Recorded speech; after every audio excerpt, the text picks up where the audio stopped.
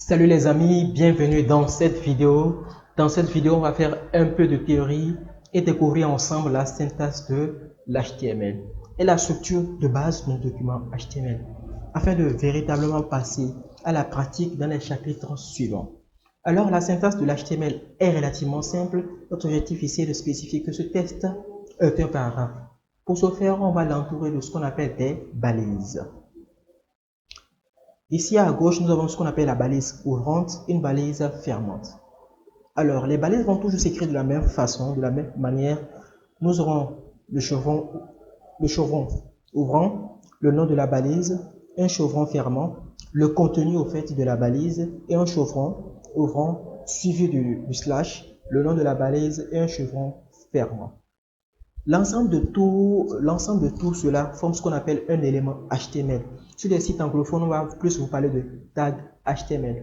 En gros, pour pouvoir apprendre de l'HTML, il faudra tout simplement connaître toutes les balises disponibles. Et ces balises HTML, on ne va pas les inventer, on va les retrouver sur la documentation. Donc, n'hésitez pas à aller sur la documentation lorsque vous aurez des problèmes, lorsque vous aurez des soucis. Ici, nous sommes sur la documentation de MDN, Mozilla Development Network. Vous aurez à votre gauche l'ensemble des éléments classés par catégorie et à droite, ici, un descriptif au fait, un descriptif de ces éléments-là. Donc, sans plus tarder, on va chercher au fait l'élément P qu'on avait utilisé tout à l'heure.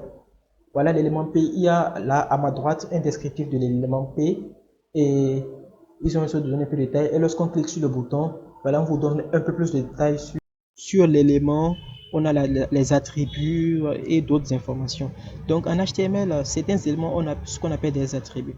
Les attributs sont au fait des fonctionnalités particulières qu'on attache à des balises pour pouvoir faire un traitement particulier. Donc ces attributs sont très souvent exploités en CSS ou en JavaScript. Ici, prenons l'exemple d'une balise P qui a pour attribut classe qui contient en fait une valeur importante. Voilà.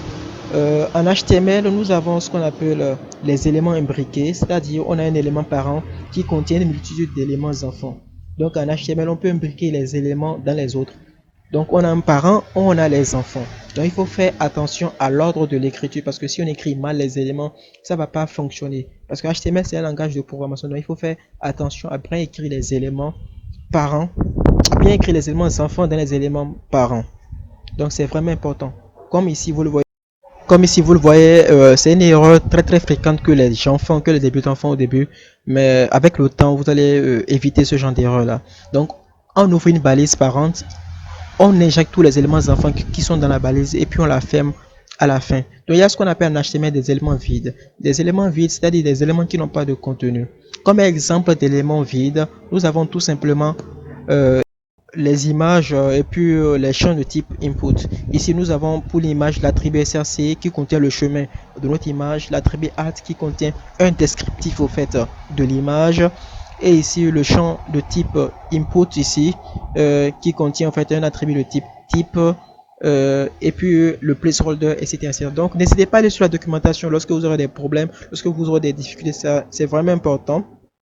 Et si par exemple on va aller sur la partie des médias pour pouvoir avoir un peu plus d'informations sur les images. Donc on va dans la partie des médias, je vais y arriver, voilà, on clique sur les images.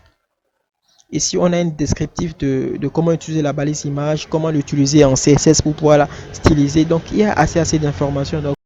Donc n'hésitez pas à vous référer à la documentation pour pouvoir avoir des informations supplémentaires par rapport à une balise donnée, par rapport à un élément donné.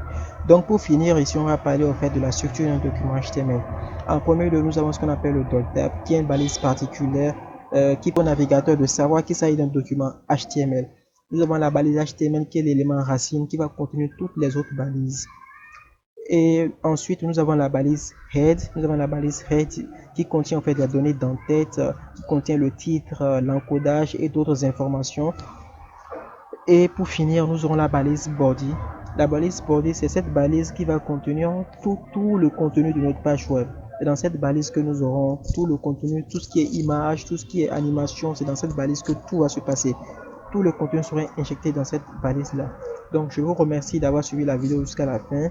Je suis d'accord qu'on a avalé assez d'informations dans cette vidéo. Donc les prochaines vidéos, on va plus pratiquer, on va mettre en pratique tout ce qu'on a vu, tout ce qu'on a pratiqué. Donc sur ce, je vous dis à plus pour de très nouvelles vidéos.